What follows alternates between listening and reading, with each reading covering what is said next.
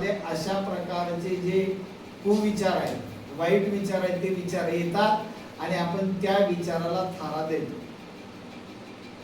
म्हणून एखाद्या विद्यार्थ्याला एखाद्या विषयामध्ये कमी मार्क्स पडत आहेत, त्याचं कारण का, तर त्या विषयातला विचार तो सकारात्मक करत नाही.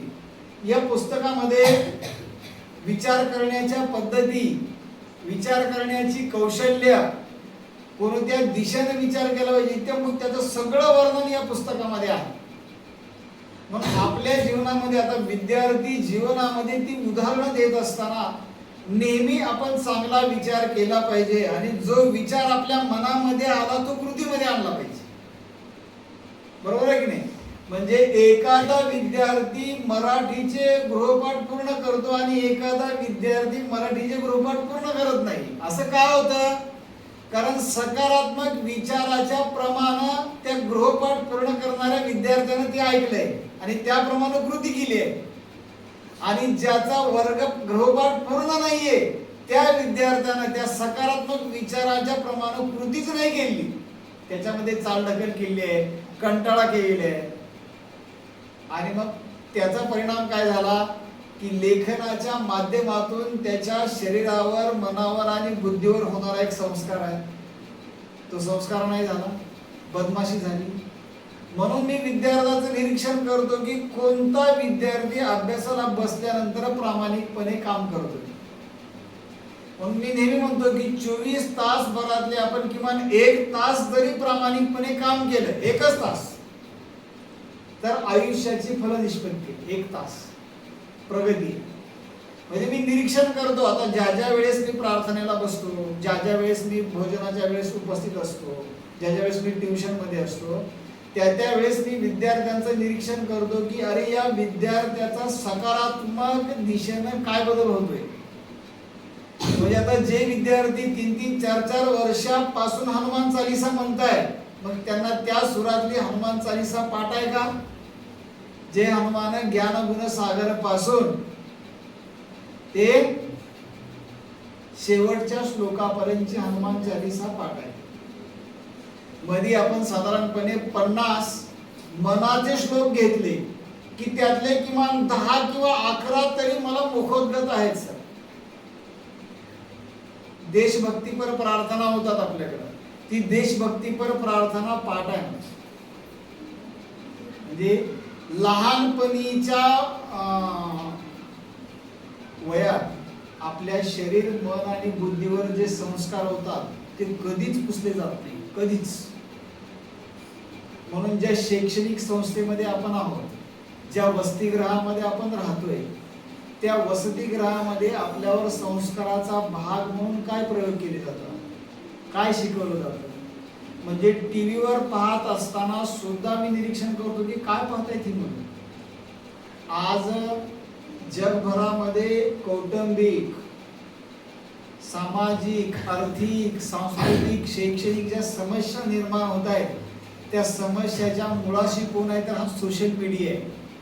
म्हणजे इंस्टाग्राम असेल, फेसबुक असेल, व्हॉट्सअप असेल, आणि आता टीव्ही तर कालबाह्य झाला. आता टीव्ही कोण बघत नाहीये. घरात 4 सदस्य असतील आणि 3 मोबाईल असतील तर तो एक सदस्य त्या तिसऱ्या मोबाईल मध्ये ऍड होतो आणि तिघच्या तिघ त्या मोबाईलवर सोशल मीडियावर असतात. म्हणजे आता युट्यूब हा टीव्ही झालाय. बरोबर आहे? मग या माध्यमातून माझ्या शरीरावर चांगले संस्कार येत आहेत. काय बघतोय मी? मुला आणि मुलीला छेडणारे, गुरुजीवर कॉमेंट करणारे रील्स बघतो आणि मी पण आयुष्यात तेच करतो. म्हणजे हे सगळं नकारात्मक घुसायला लागले. पण मगाशी जे मी उदाहरण दिलं, आपल्या मनामध्ये अगोदर जे विचार होतात, तयार होतात, ते नकारात्मक विचार तयार होतात. कारण गीतेचा 15वा अध्याय तुम्ही तयार केलाय, हे मानवी शरीर जे आहे की नाही, हे उलट बनवलं निसर्गाने, सुलट नाही बनवलं. म्हणून वृक्ष आपल्याला दिसायला सरळ दिसतो, त्याची मुळं खाली दिसतात. पण जेव्हा मानवी देहाचा विचार करतो त्यावेळेस मानवी देह हा जो देह आहे तो वेगळा आहे. वेगळा म्हणजे उलटा आहे. म्हणजे त्याला शिवाय शिकवल्या जात नाहीये, पण तो शिकतो. कुठून शिकतो? देव जाणे, परफेक्ट असतो. आगाऊपणा शिकवला जात नाहीये, पण आगाऊपणा करण्यामध्ये परफेक्ट असतो. अरे उलट बोलून हे आज्ञाधारक राहिलं पाहिजे असं शिकवलं जातं, पण उलट बोलण्यामध्ये परफेक्ट असतो.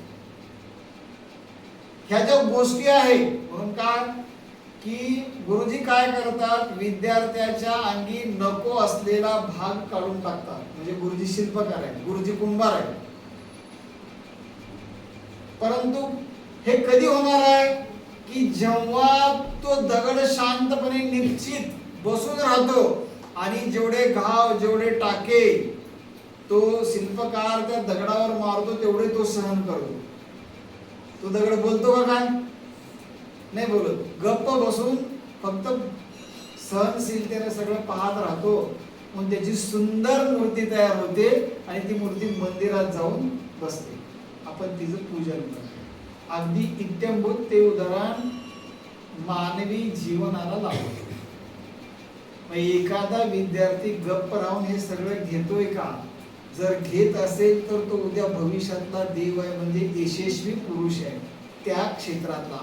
मग तुम्ही नोकरीच्या क्षेत्रात जा, व्यवसायाच्या क्षेत्रात जा, किंवा वडिलोपार्जित व्यवसाय करा.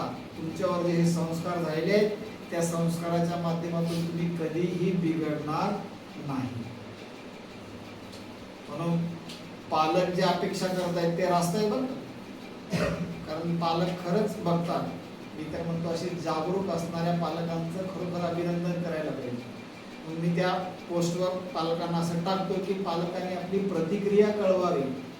नुसतं हाय हॅलो थंब दाखवू नका, तर तुम्ही तुमचं मत व्यक्त करा, मला प्रतिक्रिया कळवा.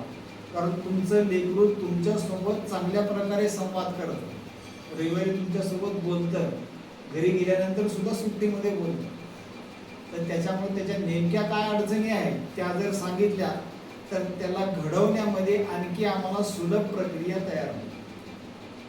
त्यामुळं आपण अपेक्षा करूया आता की येणाऱ्या परीक्षामध्ये अशा प्रकारे आपण प्रामाणिकपणे तन मन धन लावून आणि सकारात्मक विचारानं की मला या परीक्षेमध्ये चांगले मार्क चांगले गुण पडले पाहिजे आणि माझ्या आईबाबांनी मला चांगलं म्हटलं पाहिजे, यासाठी आपण प्रयत्न करूया.